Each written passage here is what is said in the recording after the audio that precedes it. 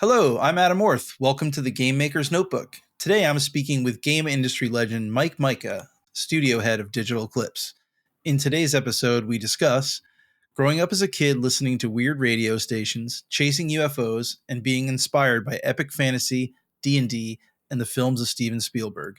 How Mike created his first game on a department store Commodore 64 kiosk. How getting thoughtful rejections and feedback from game submissions to Atari fueled his creative and game development journey. How his particular vision of game preservation is actually about the human story of creating games and moving them into the future. And Chapter 3, coming full circle and getting acquired by Atari. Hope you enjoy.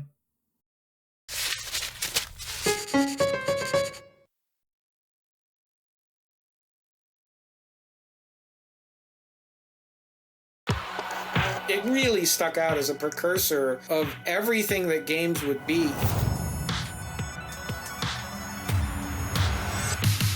Karateka.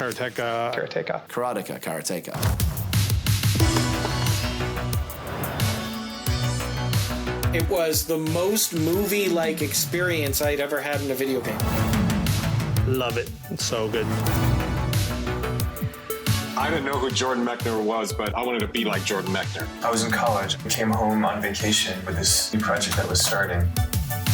And we were taking karate lessons. The characters were not little sets of pixels. They, in fact, were fully formed individuals. They had personalities. Rotoscoping is literally tracing each frame to get a frame of animation.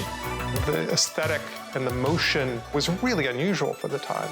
I knew how important music was to tell a story, but I wasn't a musician. So I turned to my dad. I said, well, why not have a series of beeps that are tuned to notes?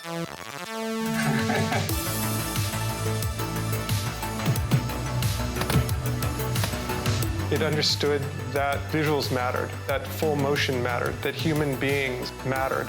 Story is, in most games, considered a mandatory aspect. Jordan predates all of that.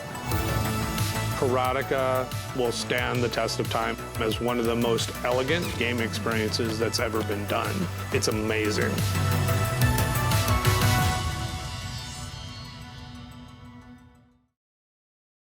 Hey, Mike. Welcome to the Game Maker's Notebook. Well, thanks for having me, Adam. I've been looking forward to this. Well, truth be told, it did take you a long time to wrangle you to get you in here, but you're here nonetheless. Yeah, my personal problems on getting on podcasts. Yes, I do.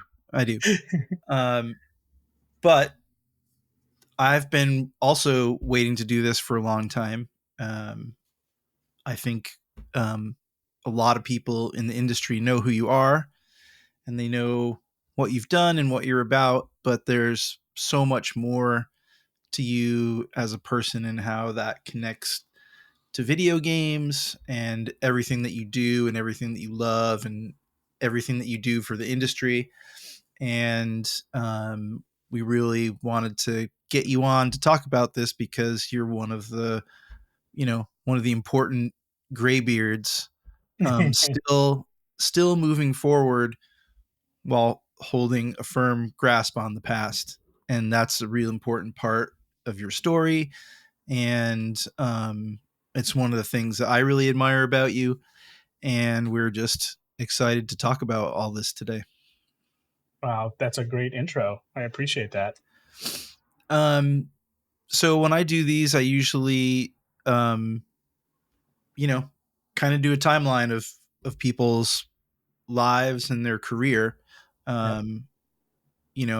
Specifically with you, I really want to go early back, really far back.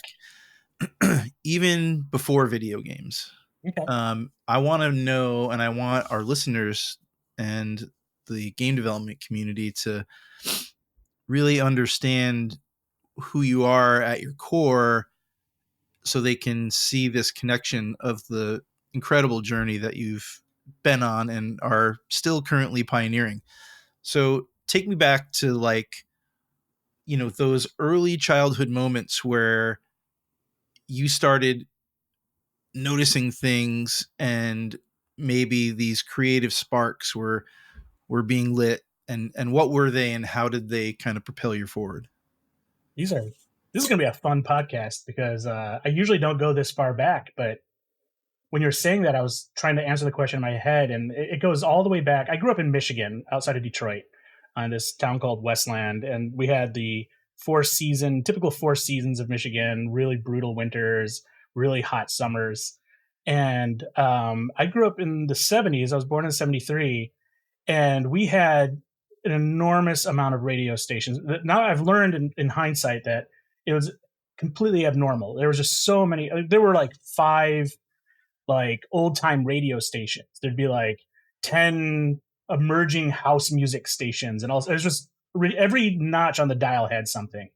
And I remember falling asleep listening to things like X-1, The Shadow, and all these things I thought was really cool. And then I would also listen to these. There were like 3 or 4 different kind of like late night supernatural shows on the radio. So I'd fall asleep in hot summers listening to the radio, and I would just like kind of fade away and start dreaming what I was listening to, and just like having these weird dreams. I'd wake up the next morning with going like, was that what was real? What was on the radio? And at this time, there was a lot of I would get all the books out of like my elementary school on like Bigfoot and stuff, because I was starting to really go down that path. And then suddenly there was a ton of like UFO sightings in Michigan. They were just started to happen. And so on the radio would be people shouting that they see something over here and over there. It was like Close Encounters when they're over the radio talking about what, like, they're chasing UFOs and stuff. And so I had this, like, when I think back on it, it was like a super magical childhood of like this, what's real, what isn't kind of lifestyle. And at the same time, when like movies like Close Encounters or E.T. and all these things are all coming out. So I got kind of caught up in all of that. I just thought, like, all these weird things, the weekly world news and all this stuff was just like, that's what the world was. And so I was like this weird kid believing all this really bizarre stuff. And I would say believing, but really getting into it and trying to understand it all. Yeah, I think that's a really interesting point, because everything that we do and we make games, it's all built around play, right? And it really feels like, when you say it was a really magical childhood, that, and having those things kind of happen, like, you know, if you know, you like I do, you can see that thread today from the start of it. And it's really interesting, because it almost feels like, you know, obviously you had nothing to do with this, but like, you know, the universe put you, you know, into it at the right place and the right time, and you like found the path to get where you are. Because when all this was happening, like, this is when computers home computers started to emerge. So the Apple II, the Commodore 64, the VIC-20, and all those, it was happening at this time. So that's all going on. And I you know what, as we're talking to, I remember this really, it's seared into my brain, this moment when I was a kid where my dad, who was just as into weird stuff as I was, I remember it was like at night, and he like came in my room and said, we gotta go. And I'm like, what's going on? He's like, there's a UFO close by that they're talking about on the radio. So it was like, what? And so I'm just this little kid, like, excited about all this stuff. He gets my mom. I think my little brother may have been born at this time too. I vaguely remember them all being in the car, and we're chasing this thing. And then sure enough, when we're driving around, we see this thing in the sky, and he's all into it. And we're like cruising. And then at some point we realize that it's something suspended under a helicopter, and it's leading people to a Highland appliance sale. It was like this crazy, like, War of the Worlds style advertising campaign stuff for like sales on televisions and in the middle of the night. In the middle of the night, and my dad was so pissed. Wow!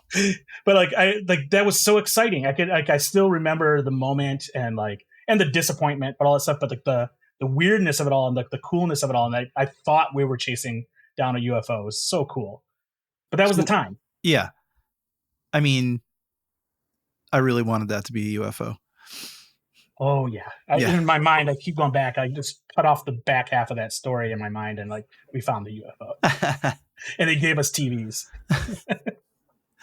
So how did that kind of growing up experience, and that kind of like, as you put it, magical childhood. How did that fan out into curiosity about creativity and I making started, things? yeah, like I used to, we had a really good kind of, it was almost like a Goonies style childhood. I had all my friends. We had a great circle of friends. We're all in the suburbs, and we all had different talents that would kind of come together. And thankfully, all our talents were kind of, they would augment the other. The other, like we're all complementary. And so I could draw. My friend could make music. My other friend knew how to program a little bit. I was saying we'd write stories. We'd try to make movies. We would just try everything because we wanted to be like Steven Spielberg. We wanted to be like George Lucas. Not that we wanted to be like them, but we wanted to make things like they would make because it was just so formative for us. All those early movies and comics and even early, like I used to have collections of like sci-fi short stories that just blew my mind, and I wanted to write stuff like that. So I remember, and I think still at my mom's house, I still have a whole bunch of old like short stories I wrote in elementary school that are all about like, you know, monsters or murderers and whatever, but all with a sci-fi bend and all that stuff. And that also bled into just our desire to learn everything. I wanted to learn how to make special effects. I wanted to learn how to make a video game. I wanted to learn all of that. I just thought that creative process was ultimately the most addictive thing. I got that at a really young age because it was one thing to watch all these things, but when my friends and I would talk about them, we would kind of invent our own stories. And that, honestly, a lot of that came out of playing role-playing games because at that same time, D&D was blowing up, GURPS was blowing up, all these other role-playing games that were coming out. I remember playing Time Traveler. I remember playing all these incredible role-playing games, and we got to the point to where it went from like creating campaigns ahead of time to we would just sit down and whoever the dungeon master was just making it all up on the fly, but you just got good at that kind of improv, and it was fun to do, and the adventures we would go on were just really, really exciting. Yeah, I have the same experience. I mean, we're basically the same age. Yeah. And the kind of that whole Star Wars, Spielberg, late 70s, early to mid 80s period was like, I also had a group of friends and we also wanted to make things, and those movies were really influential to us. And then that spilled over for me also into D&D. Yep. And being creative in that way and getting lost in those worlds was for me the conduit to creativity and going outward. And it's funny too because I actually haven't played D&D in many years, and I played it last weekend for the first time in a very long time. And it's just like riding a bike. It's just, I played D&D with friends who I played D&D with when I was a kid. And awesome. It was really, really fun. But I remember, back in, whatever, 5th, 6th grade or whenever that was, really, really being like, oh, well, if I can do this in D&D, what else can I do it with? And then all of a sudden I'm making comic books. Yep. And then I'm making music, and then I'm figuring out how to make games. And like, it really opens up that whole kind of like, you just lose your fear about being kind of creative once you do it. And once you're successful, like, through D&D, it kind of like, it removed barriers for me. It sounds like that was the same experience for you. It absolutely was. It activated these creative endorphins I didn't know I had. And the drive was just a compound effect. Everything we would do, you just wanted to do more. You wanted to do more. And you wanted to show everybody you knew what you were making and share with them. And thankfully, there was a great support system in like my parents and my friends' parents and my schools, where every time we would do these sorts of things, rather than being kind of like, I mean, it's not like the old 80s films where like the nerds get like frowned on, tortured, whatever. It's like we were actually encouraged to keep doing these things.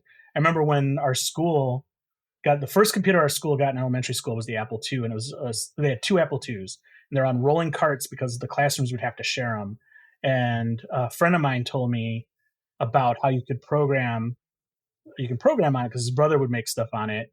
And the real thing came when our teacher brought it into the classroom, was explaining to everybody that computers can do all these different things. She was talking about how it can do bookkeeping and do all these things, but she threw in, and this was like another one of those crazy turning points. She threw in just this throwaway line of like, and this is how they make video games, those arcade games you guys play. They make them on computers like this. And like a light bulb went off. It's like, okay, I can make movies, I can make music, I can do all stuff, but I don't know how to make video games. And now you're telling me that this is how you make video games.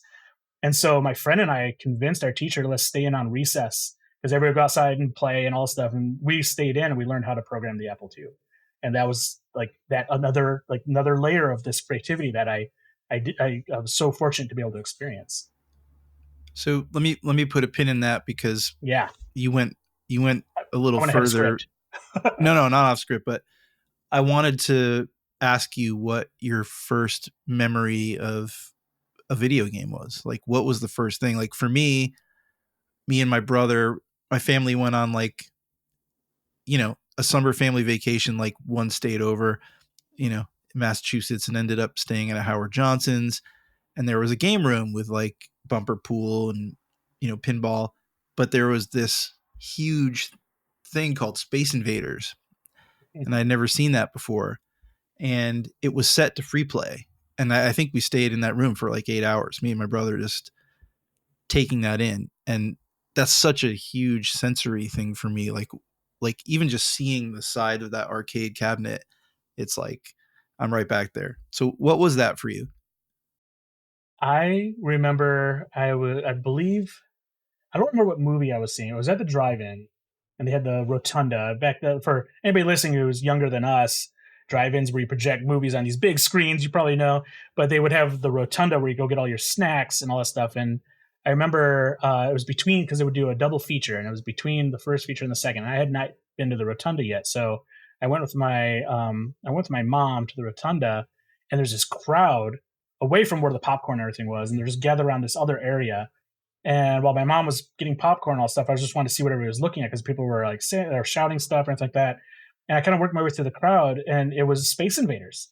And I had never seen anything like that before. And when you say the side art, that was the first thing I saw, was the side art, those like crazy looking, like, almost made out of electricity monsters from like Forbidden Planet style design on the side. And you could hear that they jacked it up. Oh yeah, it was so good. And they jacked up the audio. So you heard that boom, boom, boom, boom, whatever, as things are moving. And when I finally got a glimpse of the screen and realized what was going on, like that the person at the console was controlling something on a television screen. And here I am, like, I've already now goofed around and watched shows and all stuff, but the idea that you can control and manipulate something live on a screen in this age was an all new thing. It was something unfathomable. Like, I don't think I understood at all until that moment that something interactive could happen on a television screen.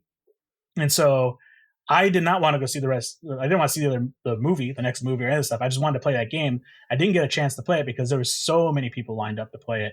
And in fact, it was so wild that those people were there also ignoring the movie. And so I started to obsess after we left there that night. I obsessed about Space Invaders. I would draw pictures of Space Invaders. And I started to wonder, like, what else could there be beyond that game? Like, is there others like this? And soon enough, that answer would come. Yeah. And then the floodgates were completely open. Floodgates opened. So Space Invaders broke our collective brains. Now let's go back to school. You've got the Apple computer at school. What's the journey from there to your first game? Yeah, this is the fun part, because I was very fortunate to know this other kid in my class. His name was Charles Henrich. He had a brother who had already been playing around with the Apple II. I guess they would go to the library and play it. And he had brought in a couple of floppy disks. We were playing games like Castle Wolfenstein. I remember, it was Snack Attack was a game we played. It was like a Pac-Man clone and stuff. And then from there, he also had this book about how to program the Apple II. And he had a bunch of graph paper sheets where you could do basically like sprites, this artwork, and with the matrix do the math to plug in this program to draw things on screen. And so we started spending a lot of time on that. But we only had the 15 to 30 minutes of where it was for recess to do these things. So we'd make these little games. Like our first game was a game that we made probably over 4 or 5 classes or recesses that was called like destruction hurdles, where you're jumping over these hurdles. And if you touched a hurdle, your head would explode. And it was super graphic. And my teacher, she was a little worried about how graphic it was and how it would just turn people off and everything like that. And little did she know later on that would be something that would be huge. But because there was so little time, I felt like I couldn't get enough done in the recesses that we had, the recess time that we had. But my parents, however, we would go shopping all the time at this local department store. It was Kmart, and they had set up a computer kiosk area. And so they had like Commodore VIC-20, the Commodore 64, the TI-99 4A, and all these computers, Atari 400, 800. And they had books from this company called Compute, where they teach you how to program things on the Commodore 64 in particular.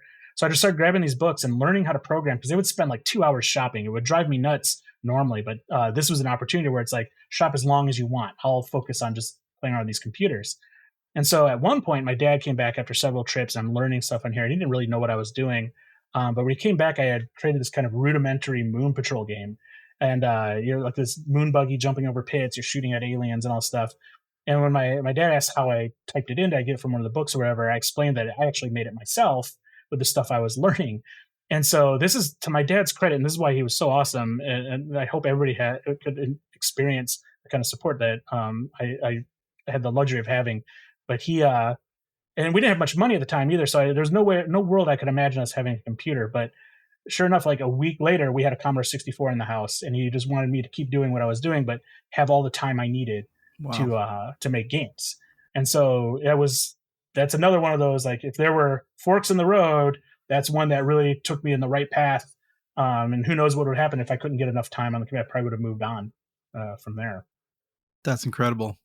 So you've made your first game after, reading the books and applying your own knowledge and growing your skill set to that. Let's move forward to finishing a game and putting it out. Well, there's definitely one step in here that I know is like critical on that path. Once I got the Commodore 64, I knew I needed to I needed to start getting games for it. I needed those things. I didn't have much money. And I was explaining to a friend of mine in class that I had a Commodore 64, and he's like, "Well, I do too." And I'm like, "Well, that's cool." And he's like, "Do you have any blank floppy disks? Those 5 1/4 inch floppy disks?" I'm like, "I got a whole box of them, because like we just got a disk drive and trying to figure out how to get that. How do I even know how to use them?" Or he's like, "Here, come over to this address in the neighborhood. Come over here at like 6 p.m. or whatever." He's like, I'll show you the ropes on everything." So I remember I didn't know what I was getting into. I didn't really tell my parents where I was going. I just rode my bike over to this house, and I was riding my bike up to it. On the front lawn, there's just all these dirt bikes on the front lawn. It looked almost like it was just like a serial killer for kids. Like, come bring in your discs, and this is just the refuse of like what's left of their lives. So I go knocking on the door, and this woman opens up, this older woman. She's like probably like in her like 80s. And she's smoking a cigarette, and she's holding like a food plate that's covered in ashes. And she's like, "Who are you?" And I'm like, "Is this like whatever?" And she's like, "Are you Brian's friend?" And I'm like, "Yeah." And she's like, "Oh, come on in." And I go in, and she's like the Fagin of piracy. There's all these kids in there, and they're pirating games. They have like floppy disk drives stacked, and are trading things. And it turns out like her grandson runs this 0-day wares bulletin board system where they trade pirated games and all stuff. And so I go in there, and I remember like I had no idea what's going on. And my friends come up to me and is like, "Hey, look, we got this game in today, and we got all this stuff, and we can make copies for you." He's like, "But next time when you come in, you got to trade. You have to have something in trade." And so I'm like, I don't even know how I would do that. Like, I don't have any games, all stuff, but like I got all these discs loaded up. And while I was kind of hanging out there, I kept looking over, and her name was Mrs. Cripps. That was her name. I would look over, and she's just sitting there chain smoking and playing this game called Ultimate Wizard. And so I got a copy of Ultimate Wizard, because I'm like, well, she seems to think it's the greatest game ever made. And I go home, and I'm sitting there playing Ultimate Wizard. I'm like, this is pretty cool. It's a game that's kind of like Jumpman. You're platforming with this wizard and with all these weird puzzle things. But it had a level editor in it. And so I'm like playing around with the level editor, and I realized I could make levels and save them. So I started to play around with that. And I didn't go back to Mrs. Cripps for a while, but then it dawned on me, like, if I can only go over there if I have something to trade, she'd probably trade for like levels. So I started making levels in Ultimate Wizard, and I would show up and be like, "Hey, I've got like 20 levels for Ultimate Wizard. Can I get some games?" She's like, "Come on in." and I got like favored status. Like if I just showed up with any new levels for Ultimate Wizard, I could have whatever I wanted. And so that was like I started to get exposed to all these things. I was learning about, I was seeing games I would never see. In hindsight, piracy, I didn't even know what piracy was when I was a kid. I was just like, this is how you get games. I didn't know I was really stealing or any of this kind of stuff back then. You're just like 10 or 12 and going like, yeah, this is great. But I did know that like if I didn't make good enough levels to make Mrs. Cripps happy, I didn't get more games. And so I just started like getting better and better at making levels in Ultimate Wizard. And she would always ask questions about like, I couldn't get past that level 7 on that last round or whatever. Like, what are you supposed to do? And I started explain it to her and all this stuff. And so that was like my first experience doing level design. And it was like it was one of those like Skinner model things. Cause like if I made good levels, I got games, and it was just like back and forth for a while. And then that kind of led to me wanting to kind of create even my own games from there. Yeah. That was an incredible story. That says so much about you that I have never heard that story before, and that's mind blowing. Continue. Mrs. Cripps, I owe her a lot because she gave me the desire to make and produce things that made her happy. And that became kind of like the core for anything I did when I was making games is I want to make things that make people happy. I want to make things that make people want them. And so I started doing, I remember. Which of course is, what you were doing today, right before you got on this podcast. Exactly. Right. All these years later. There was a kid down at the end of the street that nobody in the neighborhood really liked that much. And he had those like vertical blinds where you could twist the thing and they would kind of open up and then close. And everybody in the neighborhood would always like kind of peek out. If we were going to try to play or get together, you had to make sure they were closed. And then you had to run because if they started to open, you didn't want him to see you because they'll come out and want to hang out with everybody and all that stuff. And it was cruel in hindsight.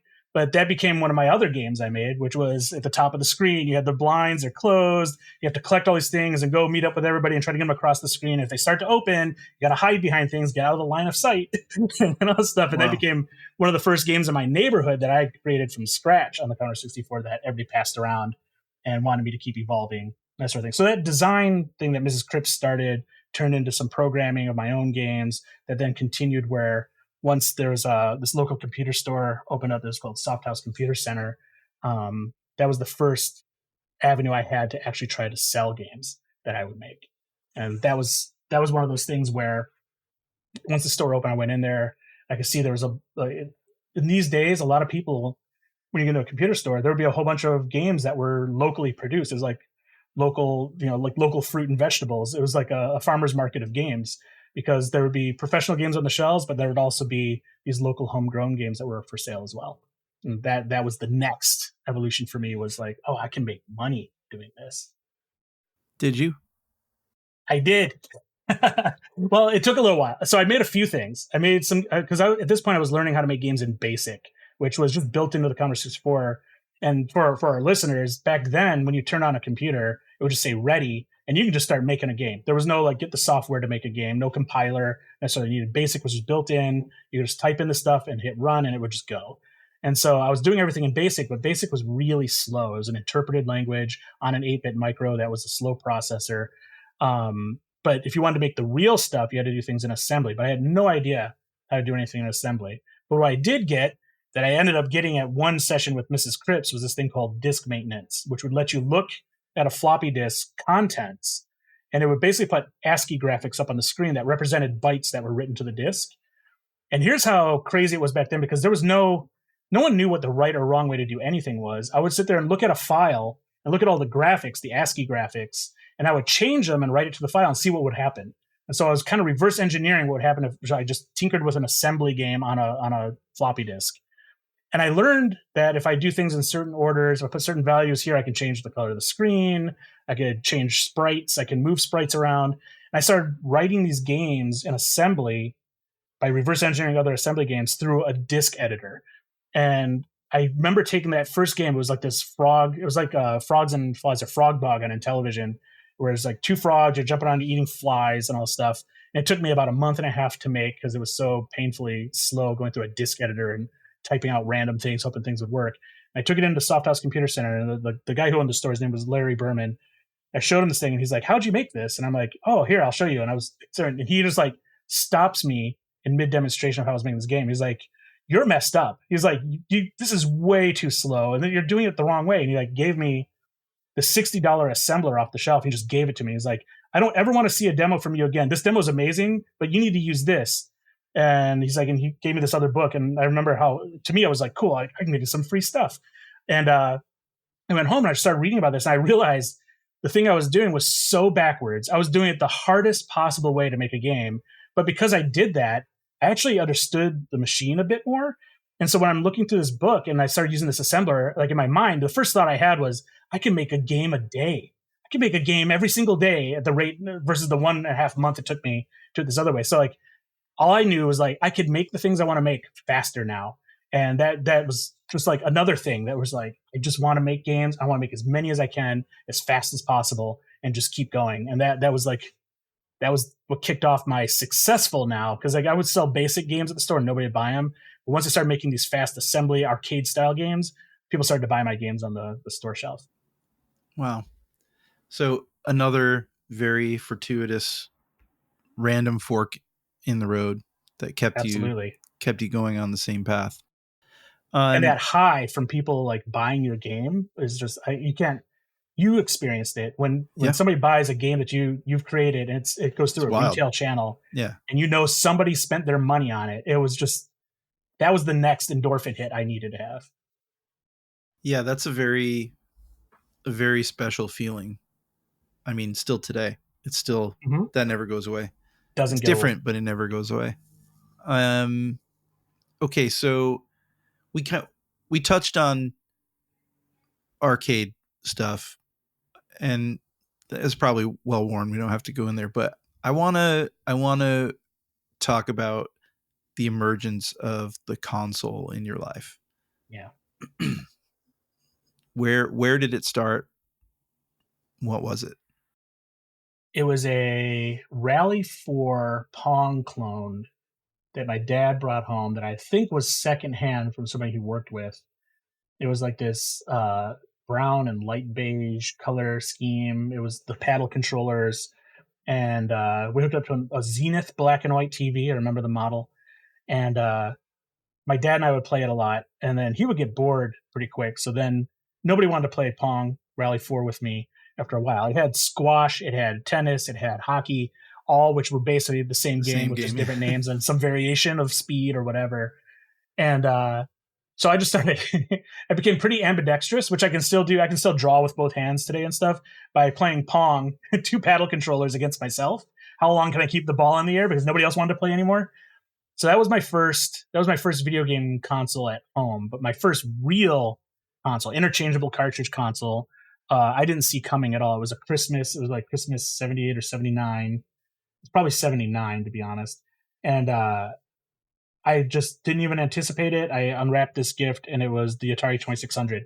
There it is. And I knew nothing about it. I had been to department stores and not even noticed it because it was still like the stores we would frequent really wouldn't have it. I remember service merchandise. Later on I would learn service merchandise is where you go, and eventually Kmart had it and all those other places. But like that was the one I unwrapped it. I'm looking at it in the front. There was all these screenshots of games. The box on that thing was amazing. Unreal. I also got one for Christmas, probably around the same time, probably the same Christmas. Yeah. And like, it's obviously well discussed with the art of Atari, but like that box sold so many consoles. It did. It's the potential is all in the box. You looked at that and it had this beautiful artwork from George Oppenheimer and his crew and all the artists that were at Atari, as well as all these like screenshots. There's so many screenshots. And it's funny, I think for people today who didn't grow up with Atari, when you look at Atari games, they look so simple, so primitive. But, we didn't have anything before that at home. Like the idea that you can have an arcade machine at home, like impossible. Like only rich people could do that. And so to have something, even if it wasn't a perfect facsimile, it was still amazing to have it. And to be honest, Space Invaders on the Atari 2600, that was bliss. Like it felt, as a kid, I didn't recognize the difference. I was just like, here's Space Invaders. This is Space Invaders. Yep. Yeah. And it also, the console obviously also introduced playing together. Yeah. Right. And it became a big social event. Yeah. Huge social kind of culture in the neighborhood and around the friends. And that really, I remember thinking at the time, like, it's just so cool that we're all together doing this and we're at home. Yeah. Right. And then all of a sudden, hanging out after school and sleepovers became like, there's all still bikes and outside and all causing mischief and all that, but it was all in service of when are we playing Atari? Absolutely. I would play Atari before going to school to the last second before I was kicked out of the house. We'd come home from lunch from school and play Atari and try to, like, rather than eat, we'd rather play Atari. Then there was I remember one friend who had the ColecoVision. That would be later, like the later years of the first console generation. And we all hated him because he didn't want to play ColecoVision all the time, but we did. And he wouldn't let us come over. So we had theories of how we could get into his house and he wouldn't even notice we took the ColecoVision, all that kind of stuff. But we obsessed because that was that era where Pac-Man Fever, a song, could be in the top 10 on the music charts. Yeah. Because video games were so new, so special, so crazy. They were just this new channel in the multi-channel 8-track of life of the cool things you could do. And so you'd be able to switch and play games. You go outside and do all this other cool stuff and go on adventures. You make movies. So it's we opened up a new pathway that was tangential to everything else we were doing. And then all of a sudden, all the rich kids had ColecoVision.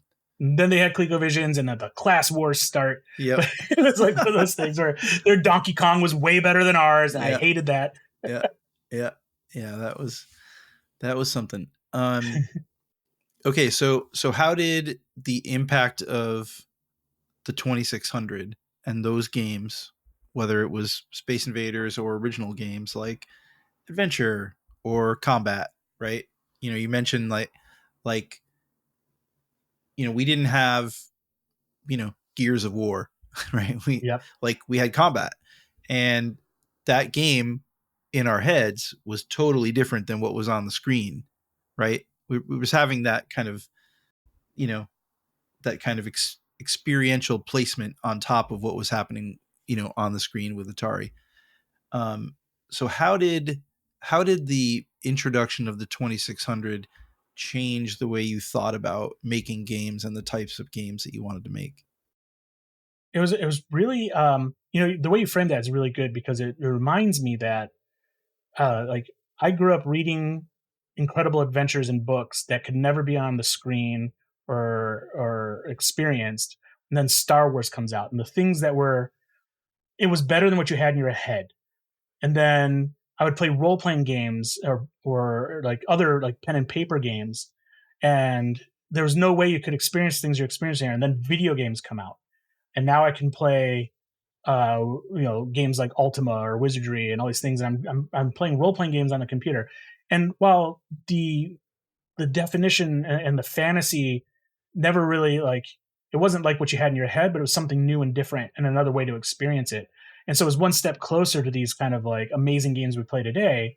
Seeing something on a screen and interacting with it, it's a weird relative thing. When you think about Combat compared to say Call of Duty today, Combat was Call of Duty for us because we grew up realizing that you had to bring something to an experience. Mm-hmm. So if it didn't have the graphics were added to you in your creatively in your head when you're playing these games. There was a story going on when you're playing these games for most kids growing up with these things. Adventure had this deep story in my head when I played Adventure. It wasn't that the game was unrealistic. The game was just the DM for my extended experience with just an extra level of presentation that really had me dreaming of bigger and better things. And when that dot was discovered in Adventure, the secret Easter egg, one of the first Easter eggs in games. I remember my friend, I work with his younger brother here at the studio, but my friend Dan, he told me about this dot you could find in Adventure, and he didn't quite know where it was, but he knew it was over this general area. So we spent hours trying to find it, and when we found it, we didn't know what to do with it, and so we're going around. So we ended up spending days trying to figure out the secret of Adventure, but that was fueling that whole sense of adventure that we had from all these other media and everything else. Video games now could provide the same kind of thing. And so this became the impetus for me. I realized like movies are tough to make. I can't make them look as good as Star Wars. I tried to make models and blow them up, but they look bad on video because I didn't have film cameras, all stuff. But like with a computer, I could make something just as good as an Atari game. And I could start there, and I could even do better games than were on the Atari 2600 if I put my mind to it. And then the other thing that was kind of coming out was there's no precedent for a lot of these games. Like the games are really weird. Like even ones you listed off, like combat versus like adventure, and then like you think one of the first licensed games was Superman for the Atari 2600, and all these things. Like all those games are so different from one another that there was this sense that there was so much undiscovered country about what you could do on a computer or with video games yet to be found out there, that it just felt like we were at the beginning of something really cool, and I just wanted to be there. I wanted to find the cool things. Yeah, I remember I wasn't making my own games at that point, but not on computers, but I was definitely designing them on paper and sending them to Atari. Yes, right? I did the same thing. Sending them to Atari, and then nothing would happen, and then you'd get like a really kind rejection letter and keep it up, and then like a bunch of patches and pins and stickers in the envelope. That happened a bunch of times for me. And whoever sent me those letters is completely responsible for my life in video games today, because I just thought that was like the coolest thing. Like, it wasn't a rejection. I mean, it was a rejection letter, but obviously we're kids, right? Yeah. But like, the kind of spirit of you can do this, keep going, from someone at Atari was like, fuck, that's amazing. I still use that today. The one response I got back, I got a couple of responses that were usually hey, here's a bunch of flyers, here's some stuff. But I got a response from Activision. I had sent them, I would draw my game ideas out with jaggy lines, like pixels. I would draw them in pixels the way I thought it would look like on an Atari. And so I remember I designed this like kind of spy game, and I drew all these pictures, and I sent them to Activision. Didn't hear from them for a while. And then I remember coming home, and there was a manila envelope. My mom said, I got something from Activision or whatever. I'm like, I had sent away photos for like patches when you get high scores. So she thought that's what it was. She's like, I think you got another patch. I opened it up, but it was this, I wish I still had it, because I've been looking for it for years, but it was a really well thought out letter back, and it gave me all kinds of feedback. And they said, like, we can't take external ideas and all that stuff they always say. It's like, we make our own games and everything else. But then somebody there, like whoever wrote it, was sitting there like, I make games here, and I want to give you a few pointers. And he's like, you don't have to draw your game screens like they're in pixels. There's a reason those come out, but he's like, there's emerging technologies, and soon games will be more realistic than you're going to, that you think they are now. And so try to get your ideas down in real concept images. He's like, try to tell the story with real images. Don't limit yourself to the limitations of a machine. And they start breaking down the design I sent in. He's like, you give yourself this many lives, whatever, but I don't know how you die in your game. Like if you have hazards, maybe things like this and that. And so it was this complete, thoughtful response to my game idea. And it ended with the ultimate encouragement of like, you're already really good at where you're already coming up with really great ideas. And I can tell you're young, but like, keep it up. And before you know it, you're going to be making games just like we do here at Activision and all stuff. And I was just like, it was the greatest thing ever. I remember going around to my friends and showing them the letters, going like, look, they said my idea is good. Yeah. And it was just like, it was, I felt like I could not fail at anything at this point. Like I was given the go ahead to go for it. Yeah. That like enthusiasm and support and kindness was like, endless energy. And to be honest, I do and have done that to others in my career. Like there's a couple people who like, bunch of years ago, like some kid reached out to me on Twitter and was like, start up a conversation with him, and he's a lead designer at Naughty Dog now. Right. Like it's awesome. You feel like you have to give back, because I never forgot that. And I do every chance I get, I try to help people starting out. I want to be like my heroes, and my heroes then were these designers at Activision. Yeah. And I wanted to be like that. And I want to be like that top to bottom, because it was just so amazing they took the time. So I have a giant list that we'll never get through. So I'm actually going to cut some stuff out. Like, all right, you went in, you made a bunch of video games at a bunch of cool places. You were also briefly, doing journalism for games. all of that kind of keeps building to where you are today. But most people don't really understand how many games you've shipped, right? Made and shipped. And as I said, I reached out to some of our very close mutuals, and I just want to read you something that someone said about you. Okay. I think the thing that people miss about Mike is that he shipped probably more than 300 games. There were years when he was doing Game Boy Color, Game Boy Advance, and multiple titles. So he would ship like 12 games in the time any other dev did just one. So he's become a master of rapid iteration, the Bob Ross of video games. That's amazing. Happy accidents, Adam. Yeah, They're all happy accidents. Put a little tree here. So, you've had this really long career in games, and you've done a lot of things. And one of the things that is incredibly admirable about you is you never lost that kind of playful sense of, mischief. And that's been evident in, the infamous wedding proposal and the Donkey Kong hack and iDarb. Talk a little bit about, for the listeners, if you don't know, Mike put an Easter egg in a Game Boy Color game called Clax. Yep. Which turned out to be a wedding proposal to his wife, and that shipped. Yeah, it shipped, right? Which would never happen today. No.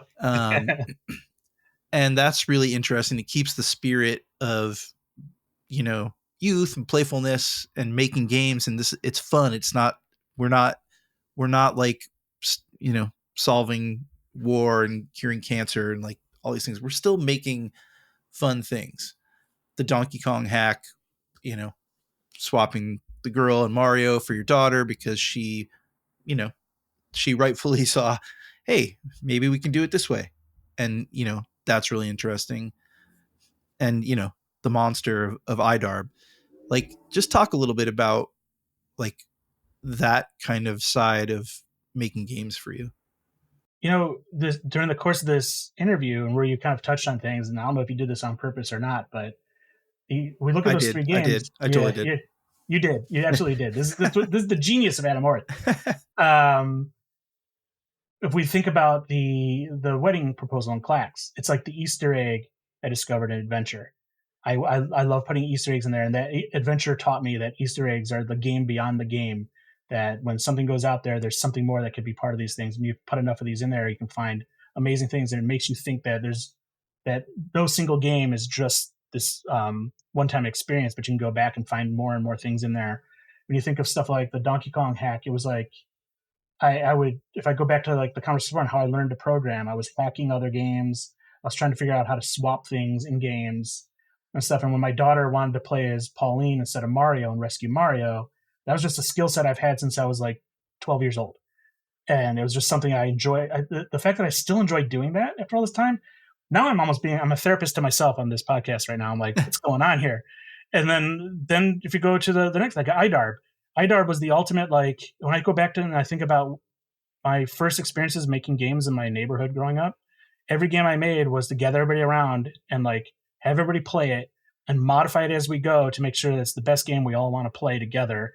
And that feedback loop of working with all my friends to make the thing where you're avoiding the one kid's eyes gaze and what can we add to that to make it more fun and all stuff. That was what iDarb was. iDarb started life as a tweet with the world.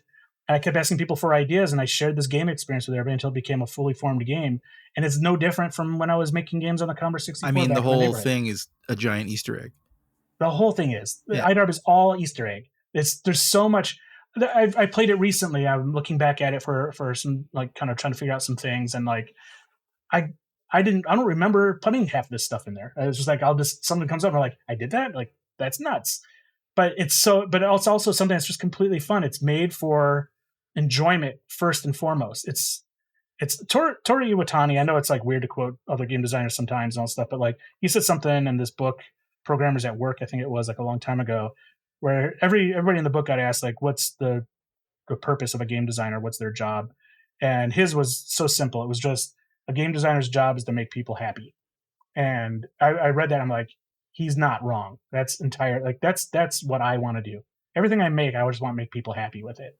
I just want them. I want to see people smiling and having a good time. And of course, that's the classic trap, because you either, as a game designer, you're either making people happy or making yourself happy. And when you're making yourself happy, there's nothing wrong with that, but it has to be in support of the other making others happy. And when you lose that part, then that's when things go wrong in Design Town. Yeah, synchronicity breaks. Yeah, I think the concept of the Easter egg is actually kind of a sad thing today. Like, of course, every indie game has Easter eggs, but like, there's no, you can basically go to jail for putting an Easter egg in a AAA video game right now. I put an Easter egg in a game called Medal of Honor Rising Sun that I don't think anyone's ever found. So I'm gonna tell the whole world right now. Excellent. In level 2, Fall of the Philippines, there is a bush along one of the streets. And if you shoot that bush 100 times, which will also require you to have to go find ammo and come back, the collision disappears and you can walk through the bush, and there's like a secret area, and there's like a Japanese soldier taking a piss. And it's like, I mean, I might get in trouble for this now. But there's a weird statute of limitations, I think. I guess so, yeah. And it's just it's kind of sad that those things aren't really, like encouraged or allowed. or even like allowed, right? Yeah. I mean, I've been on teams making games where I've found people making Easter eggs in the game and had to like say, you can't do that. There's a multi-billion-dollar corporation, blah, blah, blah. And it's just kind of sad that whole thing is, maybe kind of lost on current generation stuff. But I guess you can just watch Marvel movies and get the same. Well, the thing is, though, there's a certain amount of like, I think you're absolutely right. There's a certain amount of limitation that's almost crippling some of the creativity that led to where we are today in games. And now we're trying to make sure that everything's so safe. Everything's like really looked over. Everybody agrees on what's like. The vision isn't as Wild West as we had before, the open sea, blue sea kind of a scape that we had for all these ideas in the past can't really be explored as easily right now because it just doesn't fit, or it does this, or there's layers of approvals you have to go through to get something to happen. So it is kind of a shame because like my dream has always been, I want to make some dumb little like math edutainment game, but if you do something a certain way, it unlocks this like photorealistic, high energy Gears of War first person shooter that I don't want anybody to know, but if they're downloading this math game and it's like 20 gigs, there should be a hint that something else is in here or whatever. But it's like dumb things like that just get me up in the morning when I'm like, oh, I want to do I just want to do something crazy or weird or whatever. And even now, like the stuff I work on, it's pretty tame. Like every project I ever touch, there's like this fight I have constantly of like, I want to go super far with it and do something really insane. But I start to edit myself because of just the way I know everything works. And it's like, there's a little bit of there's like a jaded voice that comes in and says like, don't even try to push that or whatever. But sometimes I can't help myself and get away with some stuff. But yeah, I think it's like, I don't really know how to like articulate this, but it's like the mischievousness, is that even a word, of like of doing that is kind of like it's almost on the actual kind of creator. And whereas big AAA games now, as much as some people say they are and everyone knows the real truth, they're not really auteur led. No. But you can certainly say that there are tons of either obvious or hidden Easter eggs in like a Kojima game, right? Pretty much everyone, like he's in there. And so that's probably the only way it's being kept alive. Excuse me. Okay. So all of that was everything we've talked about was just like a clever setup to get to the point we're at right now, which is I want to shift super hard into game preservation. And I think one of the things that people might not understand about you that I got to see firsthand working directly with you for 2.5 years at Digital Eclipse, which was an amazing experience for me, is that game preservation can be a pretty dry, effort and topic, and maybe it's not super exciting to a mass group of gamers. And what I think is unique and different about you is that you actually are not dry about it, because you are not content with just, preserving something, right? It's very important to you to also be creating and be current. And there's very few times that I've ever done anything with you where it was just about, let's make sure this old thing doesn't get forgotten about. It's always about, extending that and showing an audience the promise of what could be with these important things. Like, obviously game preservation is important, and it's a huge part of you and what you're doing at Digital Eclipse and now Atari. Like, to explain to the audience your kind of thesis about, which I know very well, about, old and new at the same time. Yeah, let's see where to start. Like, you might help me craft this a little bit, because when I think back on the games that influenced me, it wasn't just about the game. It was about what was going on around the game, what was going on in the world, its impact on me, what I learned from it, what I learned creatively from the game. All this context is so valuable. And when I would go back, I would find myself sometimes showing, when people come to the office or we'd hang out at my place or whatever. Whenever I put an older game on, I found myself explaining everything I knew about the game, the person who made it, why they made the game, what success it had or didn't have, and why, and stuff.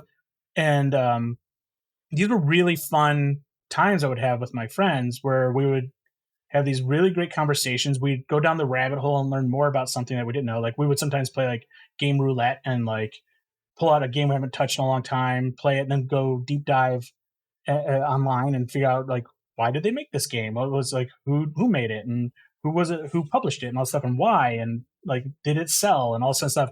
And then from there, you'd find out all these crazy things of like, well, this person died a year later, and this was like the only game they made, and there's all this stuff about that person. And then you start to realize, like, as you're reading about that person, and then you look back at the game, there's all these connections to their life that were embedded in the game. And suddenly the game, it wasn't about what I just played. Now it's about everything behind the game too, and the meaning behind everything in the game.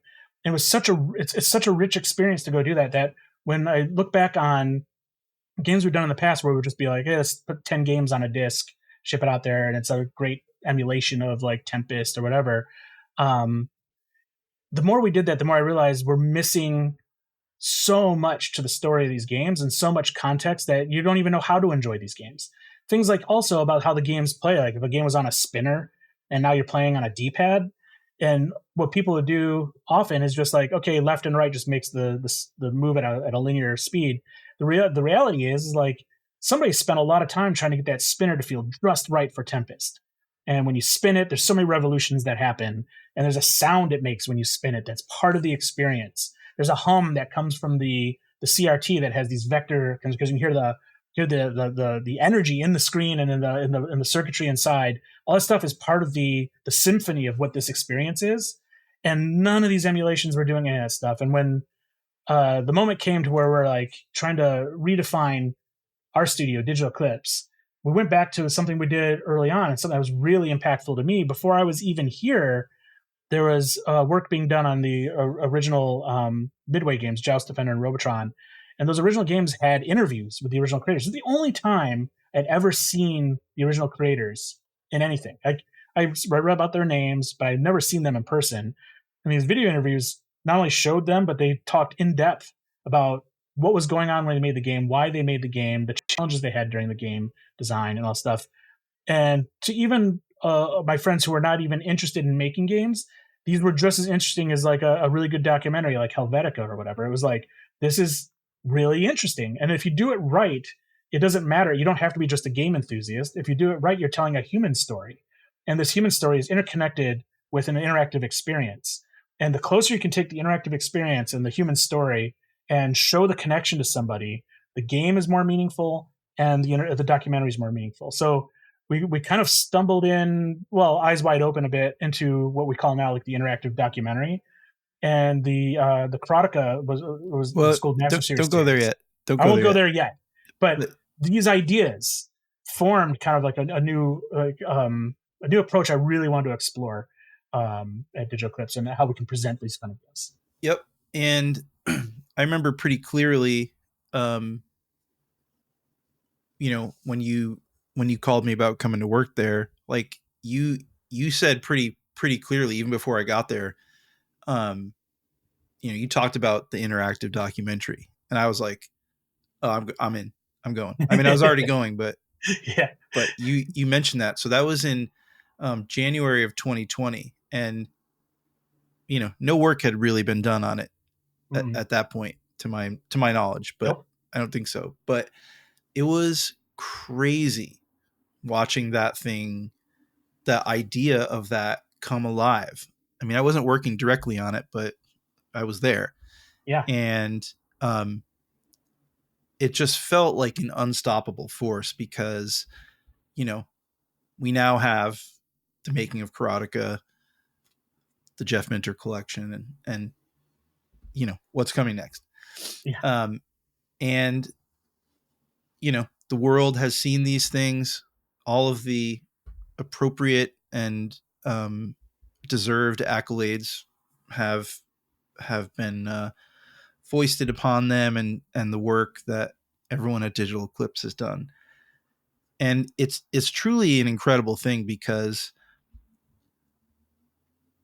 if when you pick up the controller and start moving around this thing, it's not just a library of video games. It's a narrative story, right? And that's the first thing. It's actually like video games are actually secondary in these things.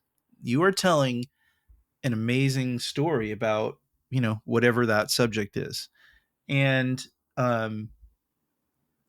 it's pretty cool seeing that happen because there certainly have been, like you mentioned, marginal attempts at that kind of thing.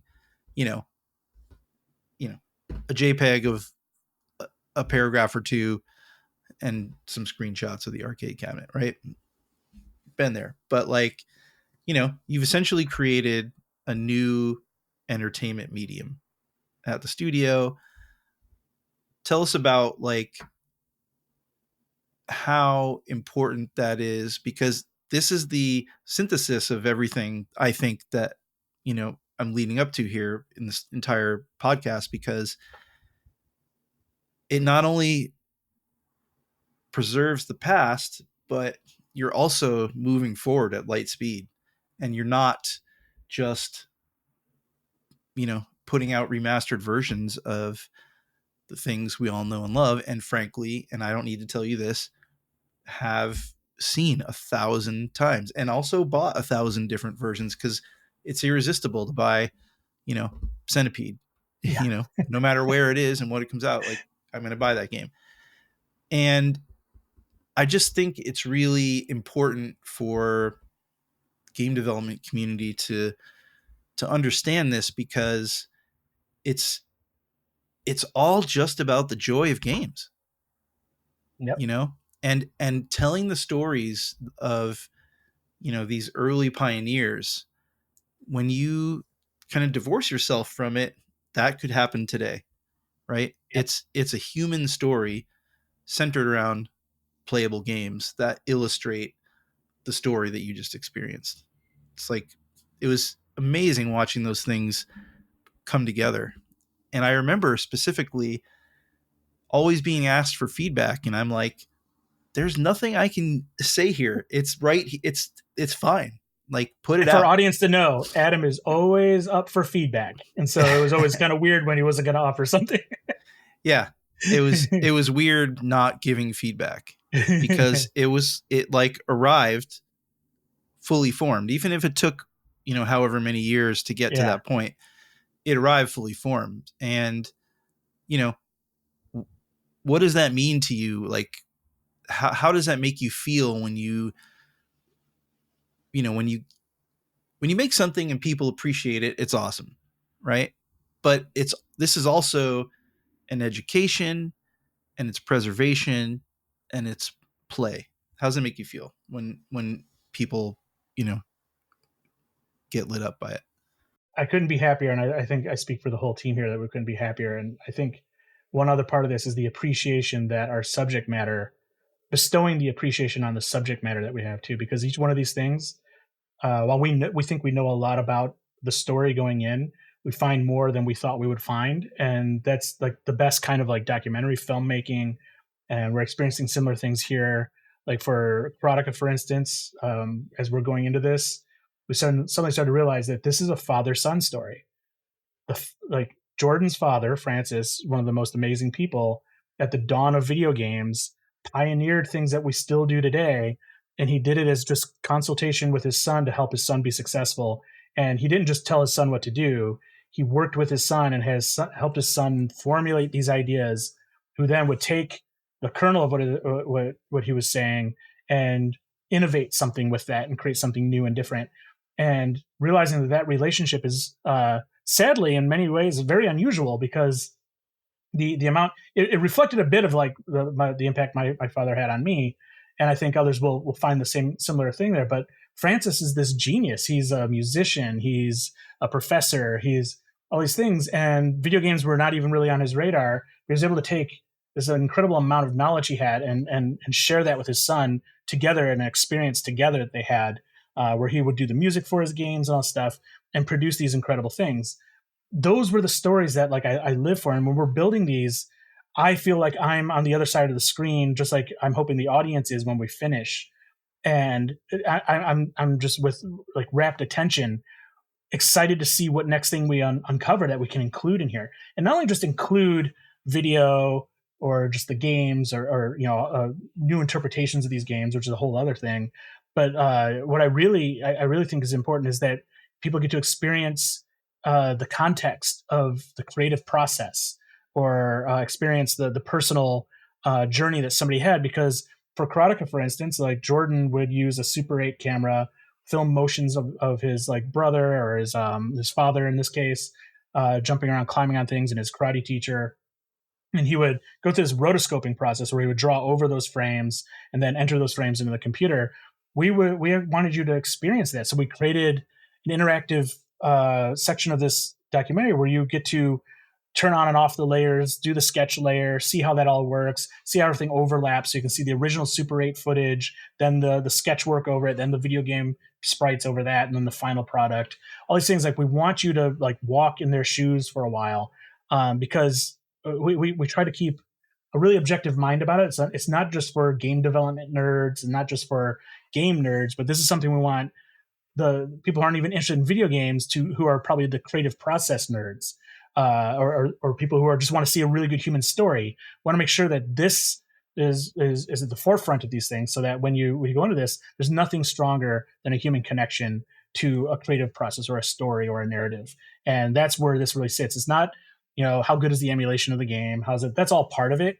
But at the end of the day, the stories behind these games, the stories of the game, and the presentation of the game, the artistic intent of the game, that's stuff that's often not preserved. And want to make sure that it's all included in everything we do.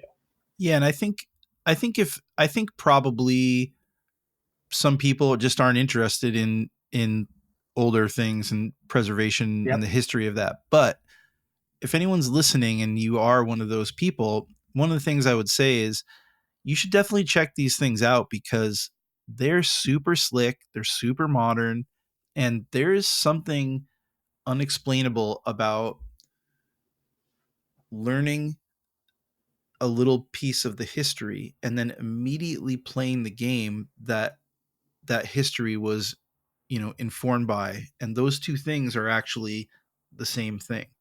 And you just can't get that in games in any other way. So it's like, it was, again, just super cool watching that thing happen and seeing it happen over and over again.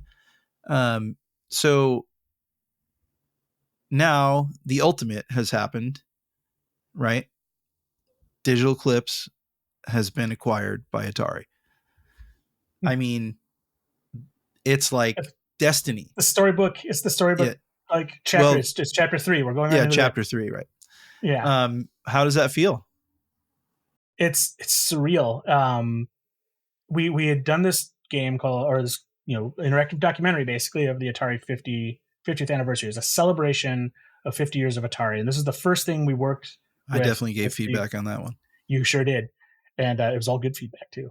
And that was our first experience with the new management at Atari.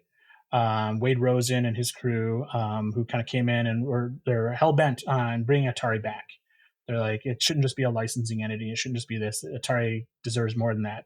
And so they had flown out, and we were in the middle of Karateka, the Jordan Mechner interactive documentary. And so we basically, Karateka is smaller. This is a big thing. There's a timeline on it. It has to come out. We decided to shift priorities and let's do this Atari 50th because it's only 150th anniversary you're going to have, and let's hit the date. And we took what we were learning on what we would do with Karateka, and let's apply that here. And to Wade's credit, when we pitched this idea, we've been pitching this notion for a while, variations of it. And the first thing that happens when you talk to a partner like a publisher, like or just say any publisher out there that would have a back catalog, when you pitch it, they're like, "That sounds expensive. Why would we do that? Like, people just want the games." And so they wouldn't really buy into the vision of it. Wade, however, was like, "This sounds awesome."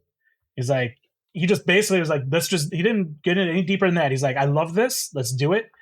This is the way we need to do it." And so it was like, all right. So we had buy-in from the new CEO of Atari on our big idea.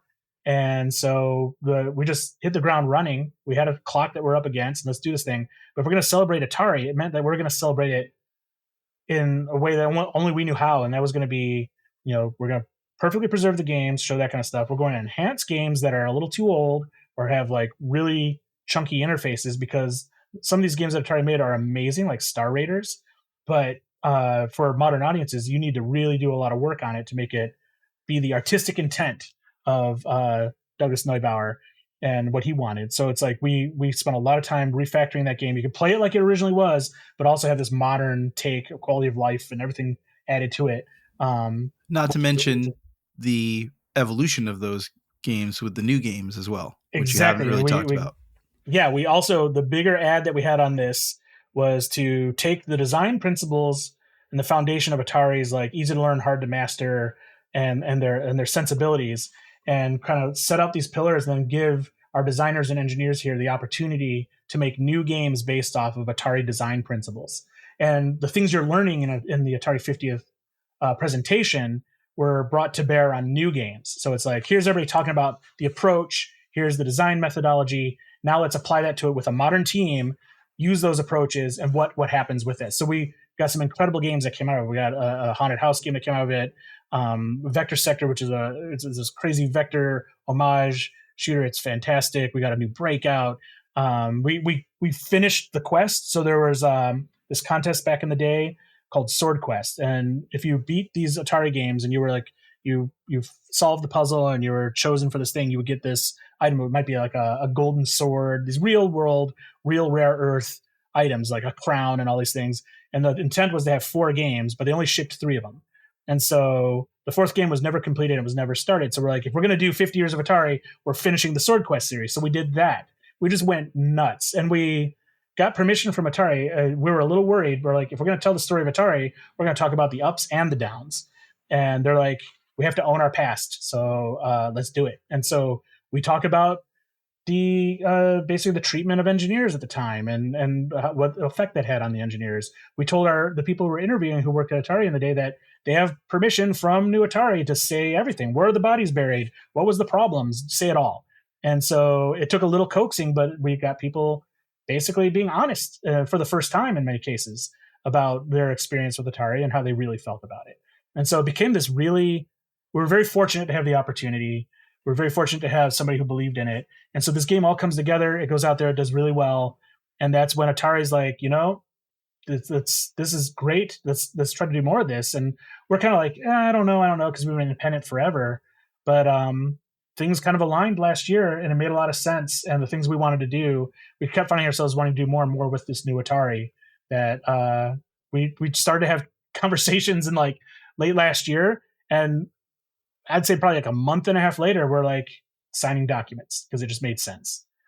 Okay, so you've achieved the ultimate kind of, well, I don't want to say end to the quest, but you've completed the main objective, and now New Game Plus is activated. you are part of Atari, and I know you can't really say much about what's happening, but if there's anything you can say, now is the time. Yeah, I mean, I think if you look back on our trajectory, we've been announcing a lot of things, and we got more to announce this year. Obviously, Gold Master Series is something we believe in, and there's news coming up. We're accelerating that quite a bit. We have something I don't think people are going to expect announced pretty soon here. But if you think about the things we were talking about on the podcast, it's so funny to think about. Like, and I know you did this on purpose, even if you don't think you did it on purpose. But a lot of the things that we're talking about are kind of becoming and have become pillars of Digital Eclipse's future, of how we're going to approach things. We're very excited about new ideas and innovation in this space, and how do you do things that take like basically design theory and stuff that came from the early days, that pioneering early days, and how you push that forward and do something new and exciting with that. That doesn't have to be a $25 to $100 million game. What are those things? What do those things look like? We're experiencing and moving in that direction a bit right now. And we just released Wizardry yesterday, which is our new take on awesome. the mother of all RPGs. And and it had a really great first day. So I'm knocking on wood right now that this continues to go on this trend too, because that would be an awesome path for Digital Eclipse going forward, to do these larger reinterpretations of really incredible games that oftentimes the only thing slowing anybody down from being able to play them is because they don't know how to fire up an emulator, download a ROM, or doing this stuff and play something that barrier to entry to these things is so high, and they don't exist anymore. So part of that preservation play is to bring these older concepts back in new, exciting ways, so that modern audiences can realize that there was depth, there was like incredible creativity back in those old games, and all it takes is sometimes a new coat of paint. You heard it here, folks. Atari game engine built by Digital Eclipse. Well, that's amazing. We're almost out of time, but I got a couple more friendly things. So again, one of our very close mutuals, Mike unwinds from making games by making games. So ask him what he does to unwind from the stresses of game development, because there's no other answer than watching movies and making games. Well, that person is absolutely correct. That's what I do. I mean, it's last night I popped the laptop open and I was watching. I had Flash Gordon from the 80s on the TV in the background. I'm plugging away at making like a Commodore 64 sprite demo that I had a thought on, that I could do something really crazy with sprites, a new way to multiplex and get more sprites on screen. And for whatever reason, that felt like a cool thing to do. And that turned into a little bit of this little interactive thing that I'm like, I can make a cool shooter out of this. You talk to some people who are pretty much know my number. Does that do those things is Digital Eclipse Arcade Series going to continue? We are wanting to do that. Yeah, we don't have any active plans right now, but it's always on our, when we're looking at our roadmap, it's hovering right in the middle of that list, going like, okay, how are we going to continue this, and what are those things going to be? Because that is Don't give up basically, on that. yeah, that's what we love to do. And we do, when you look at like game development, there's aspects of game development where you have moments of downtime for certain individuals. And the group we have is very much like myself. If there's nothing for them to do, they're going to make something. And so we wanted to just encourage that. And so Digital Eclipse Arcade is exactly that. It's these smaller games that are made in the downtime between projects. And we share that with people who follow us, and anybody who wants them. We usually put them out there. Either we sell them for like $2 or we give them away. Yeah, I love that stuff. Mr. X asks, what is your least part of game development? Because you do everything from art, engineering, design, business development, budgeting, and production. So what's your least favorite part about all of this? I know what the answer is. Well, it's gonna be the real answer is a mix of some of those things. It's all the business aspects of like keeping the lights on, managing budgets and all that stuff. That's my least favorite. It's only a special kind of monster delights in those things. Yeah, there's a circle of hell for those people, and like I know why we have to do it, and I challenge it all the time. But at the end of the day, it's so important you have to do it. It feels like the homework that you have to do when the production aspects and the business aspects running a studio. It's like that moment in class when you're like, we're not going to have homework tonight, and the bell rang, and you're getting ready to get up, and the teacher's like, oh, and by the way, read chapters 3, 4, and 5, and do like a thesis on blah blah blah, and you're like, yeah, that's what the production side and business side of game development feels like, because you're doing all this creative stuff all day, and then here's the realities of business that you have to deal with over here. Yeah, when you get sucked out of the creative to be creative in like insurance.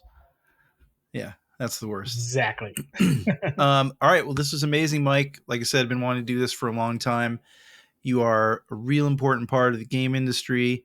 And I hope that this podcast will kind of shed some light on all the amazing stuff that you've done and are going to continue to do. I'm sure that I'll be first in line. Actually, I'll just ask for some codes, whatever the next interactive documentary is. And we're all super excited to see how you in particular and the rest of the people at Digital Eclipse, an amazing company, by the way, how the rest of the team is going to, from that perspective, take Atari into the future.